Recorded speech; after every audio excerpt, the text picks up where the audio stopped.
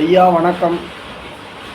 நேற்றைய பதிவில் பார்த்தோம் அப்படின்னா கேது பகவானை பற்றி பார்த்தோம். எல்லாம் சிவன் என்கிற சிவமந்திரம் எப்பொழுதும் நமக்கு நமச்சிவாயா என்று ஒலித்து கொண்டே இருந்தால் நாம் செய்கின்ற தீவினைகள் நல்வினைகள் எல்லாமே அந்த காலகட்டத்திலே இறைவன் நமக்கு அளிப்பான் என்பது தீர்க்கமான நிதர்சனமான உண்மை. அப்பொழுது நாம் பார்க்கும்போது கேது பகவானை பற்றிய தோஷங்களை பார்த்தோம். ஒரு தோஷங்களை சொல்லியாச்சு. அப்போ அதற்கு ரெமெடின்னு ஒன்று வேணும் இல்லையா? எந்த ஒரு துன்பத்திற்கும் ஒரு ரெமெடி வேணும். அப்போ கேது பகவான் சூரியனோடு சேர்ந்திருக்கிற ஜாதகர்கள் யாராக இருந்தாலும் சரி, அவர்கள் சூரிய பகவானை அனுதினமும் வழிபாடு செய்ய வேண்டும். ஓம் ஆதித்யாய நமக, ஓம் சூர்யாய நமக என்று 108 முறை மந்திரங்களை தினமும் சொல்லணும். முடியாதவர்கள் 9 முறை உச்சாடனம் செய்யலாம். இல்லைன்னா கையெடுத்து ஒரு முறை சூரியனை வணங்கிவிட்டு அன்றாட பணிகளுக்கு சென்றால் மேலதிகாரிகளுடைய கெடுபிடி, தந்தையாருடன் ஏற்பட்ட மன வேறுபாடுகள், கசப்புகள் மெல்ல மெல்ல விலகும். இதை நம்ம ஒரு 48 நாட்கள் செய்யலாம் என்பதை விட ஆயுட்காலம் முழுக்க செய்தால் சிறப்பு. நிவேதனமாக பொரிகடலையை வச்சுக்கலாம். நிவேதனம் எது வேணாலும் வச்சுக்கலாம்.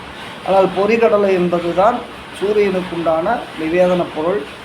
அதை நம்ம மாதத்திற்கு ஒரு முறையோ ஒரு நல்ல நாள் பார்த்து நிவேதனம் செய்யலாம். பொரிகடலை அன்னதானம் செய்யலாம். இது வேணாலும் பண்ணலாம்.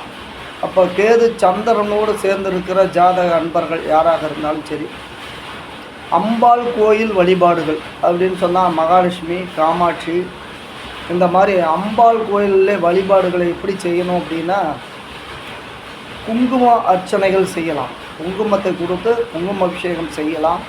அல்லது சிவந்த நிற மலர்களை அம்பாளுக்கு சூடலாம். அப்படி செஞ்சுட்டு வந்தோம் அப்படின்னா முதல் அமாவாசை தொடங்கி அடுத்த பௌர்ணமிக்குத்தான் முடிக்க வேண்டும். வருகிற பௌர்ணமி இல்லாமல் அடுத்த பௌர்ணமியில் பால் பாயாசம் நிவேதனம் செய்து அங்கே இருக்கிற கொடுக்கலாம். வீட்டில் அதை அருகாமையில் உள்ளவர்களுக்கு கூட கொடுக்கலாம். ஒன்றும் தப்பு கிடையாது.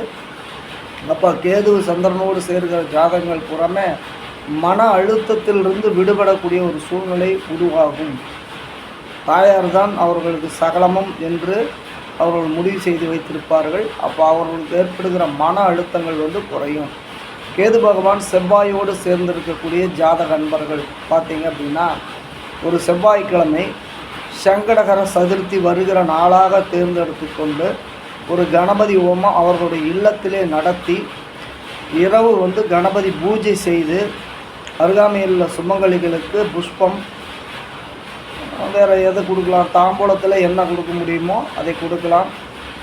அப்போ கொடுத்து அவர்களுக்கு பால் பாயாசம் நிவேதனம் செய்து அவங்கள நல்லபடியாக இறைவனை வழிபட்டு விட்டு அவர்களுக்கு கொடுக்கலாம். கேது பகவான் யாருடைய ஜாதகத்தில் எல்லாம் புதனோடு சேர்ந்திருக்கிறதோ 9 புதன்கிழமை அன்று சகஸ்ரநாமம் சொல்லலாம். சகஸ்ரநாமம் சொல்லுவதற்கு மிக சிரமமாக இருக்கின்ற பொழுது நாம் என்ன பண்ணலாம்னா, விஷ்ணுவுடைய மந்திரங்களை நாம் எந்த மந்திரங்களை வேண்டுமானாலும் உச்சாடனம் பண்ணலாம். ஓம் மகாவிஷ்ணுவே நமக அப்படின்னு சொல்லி கொண்டு கூட நம்ம உச்சாடனம் செய்யலாம்.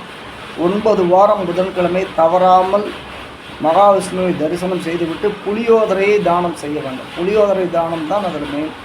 அதை செய்தால் போதுமானது. அவர்களுக்கு தோஷங்கள், கொஞ்சம் கல்வியில் ஏற்படுகிற தடைகள், புதன் என்றால் தாய் மாமனோடு ஏற்படுகிற கருத்து பிணக்குகள், இது எல்லாமே நீங்கும். எனக்கு முன்னாடி பார்த்தோம்னா செவ்வாயோடு சேர்கிற பொழுது நிலப்புலன்களில் பிரச்சனைகள் ஏற்படும். சகோதரக்காரக வழியில் ஏற்படுகிற இன்னல்கள் ஏற்படும். இது எல்லாமே அது சரி பண்ணிடும்.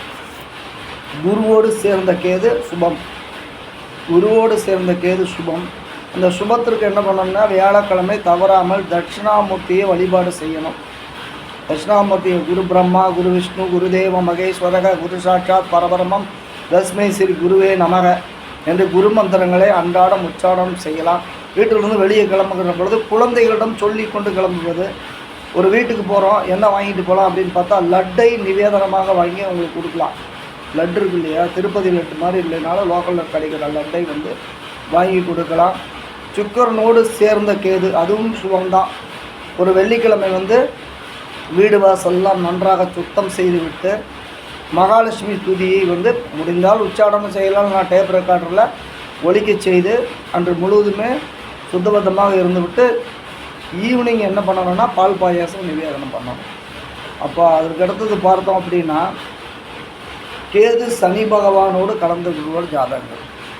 கேது என்பது அப்போ சுக்கிரனோடு சேர்ந்த கேது என்ன பண்ணும் அப்படின்னா மனைவி வழியிலே மன வருத்தங்களை கொடுக்கும். மனைவிக்கு செய்ய வேண்டிய கடமைகளை தவறாமல் செய்தாலும் எந்த அங்கீகாரமும் கிடைக்காது, ரெகக்னேஷன் கிடைக்காது. அதைத்தான் சொல்கிறோம். குருவோடு சேர்ந்தால் குழந்தைகளுக்காக கடன் பட நேரிடும். குழந்தைகள் பொருட்டு ஒவ்வொரு விஷயத்திற்குமே போராடி ஜெயிக்கிற மாதிரி. பணக்காரனாக இருந்தால் கூட அந்த குழந்தைகள் வழியில் ஒரு சில துன்பங்களை கொடுக்காமல் போக மாட்டார் குரு கேதுவோடு சேர்க்கிற பொழுது. அப்போ குரு சனி காம்பினேஷன் எப்படி இருக்கும் அப்படின்னு பார்த்தீங்கன்னா, இதெல்லாம் நாடி விதிகளிலே எடுக்கப்படுகிற ரூல்ஸு. அப்போ சனி என்பது தொழில், கேது என்பது தடை. இவர்களுக்கு தொழில் தொடர் தோல்விகளும் போராட்டங்களும் இருந்து கொண்டே இருக்கும். இவங்க ஒவ்வொரு சனிக்கிழமை இரவும் காலபைரவருக்கு தேன் பேரிச்சம்பழம் நிவேதனம் செய்து வழிபாடுகளை செய்து வரலாம். சிவன் கோயிலில் உள்ள காலபைரவர், அதை ஞாபகம் வச்சுக்கணும். வைஷ்ணவர்களாக இருந்தால் சக்கரத்தாழ்வாரை வழிபாடு செய்யலாம். இப்படியெல்லாம் செய்கிற பொழுது இவர்களுக்கு கேதுவினால் ஏற்படுகிற அனைத்து தோஷங்களும் நிவர்த்தி ஆகிறது. கேது தனித்த கேதுவாக இருக்கிறார் என்று வைத்து கொண்டால் கணபதியை வழிபடுவோம். கணபதியாய நமக, ஒன்றும் சிரமமே இல்லை. கணபதியை கும்பிடுவதற்கு மிக மிக எளிதான பாடல்கள்லாம் நிறையா இருக்குது. நிறைய பாடல்கள் எல்லாம் இருக்கிறது. நிறைய பாடலில் ஏதோ ஒரு பாடலை நாம் மனனம் செய்து வைத்துக்கொண்டு அன்றாடம் கணபதியை வழிபாடு செய்து கொண்டு வந்தால் தனித்த கேது எந்த துன்பத்தையும் தரமாட்டார். அப்போ ஒவ்வொரு ராசியிலும் ஒவ்வொரு நிலைப்பாடை கேது பகவான் எடுப்பார். சுபத்துவமாக இருக்கிற கேது பகவான் சுபத்தையும், பாவத்துவமாக இருக்கிற கேது பகவான் பாவத்துவத்தையும் செய்வார். ஆகவே அன்பர்கள் அனைவரும் கேட்டுக்கொண்டிருக்கிற அனைத்து நண்பர்களுக்கும் நன்றி கூறி விடைபெறுகிறேன். வணக்கம். ஓம் நம சிவாய.